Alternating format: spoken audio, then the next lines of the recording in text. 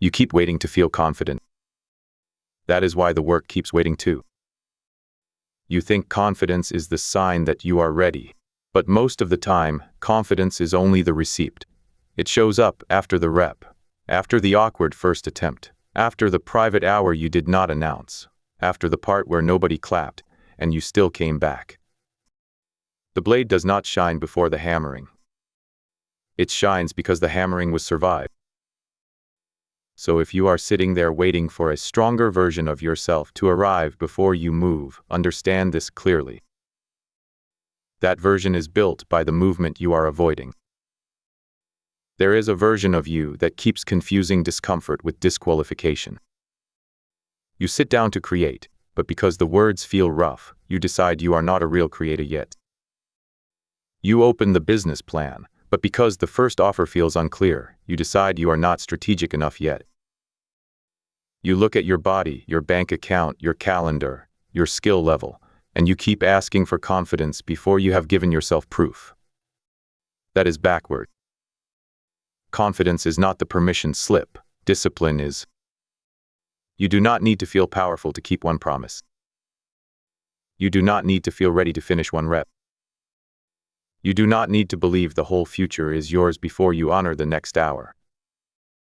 This is where many people lose, not because they lack potential, because they keep asking their feelings to lead a life that only discipline can carry. Feelings are weather. Discipline is architecture. If your entire build depends on waking up inspired, the structure is already weak. The few do not wait for the mood to crown them. They build the evidence first. In the forge, raw metal does not become useful because it believes in itself. It becomes useful because it is submitted to a process. Heat. Strike. Cool. Repeat. The metal does not get to negotiate every strike based on how it feels that morning. It does not ask the fire for a softer standard. It does not become a blade through affirmation alone. It becomes a blade because the process keeps touching it until the shape changes. That is what discipline is doing to you. Every kept promise is a strike. Every finished rep is a strike. Every quiet return after a bad day is a strike. At first, nothing looks different. That is the part that tests you. The first workout does not change the mirror. The first published piece does not change the business. The first focused morning does not change the calendar. The first saved dollar does not change the bank account. So the old version whispers, "See, this is not working." But the forge knows better.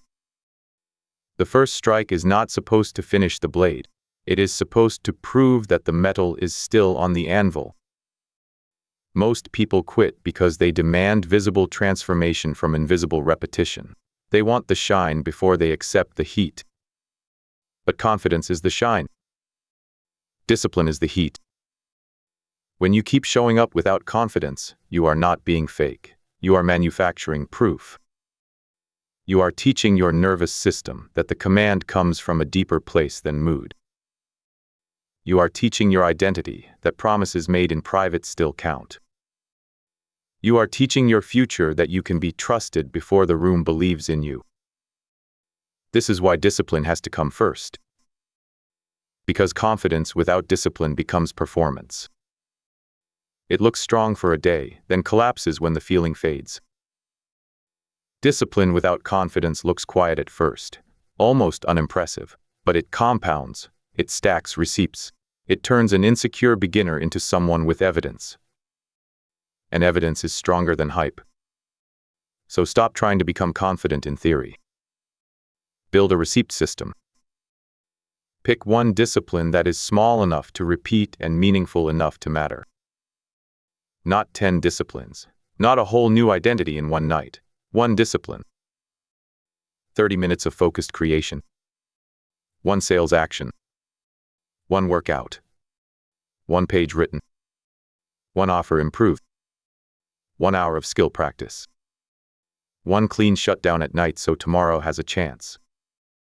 Then make the rule simple. For the next 3 days, this rep happens before negotiation. Not before fear. Not before doubt. Before negotiation.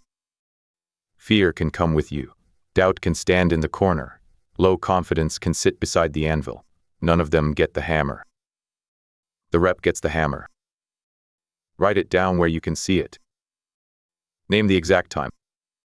Name the exact action. Name the smallest acceptable version. If the discipline is writing, the smallest acceptable version might be 10 honest lines.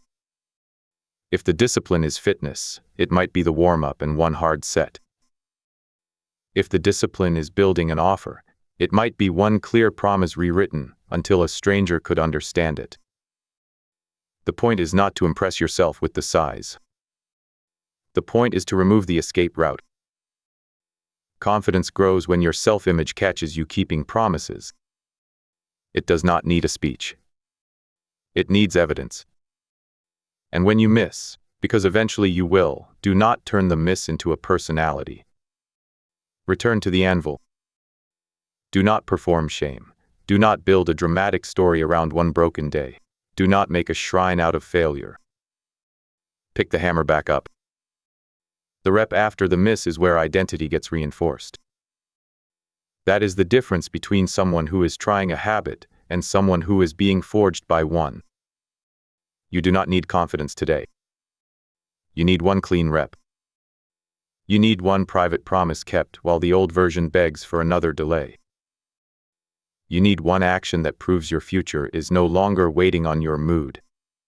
Let the feeling arrive later. Let the belief catch up. Let the evidence stack until your confidence has something solid to stand on. For the next 3 days, choose the discipline. Name the rep. Keep it before negotiation. And when the work feels dull, remember the blade. It did not shine first. It stayed in the fire. That is the vow. Discipline first. Confidence after.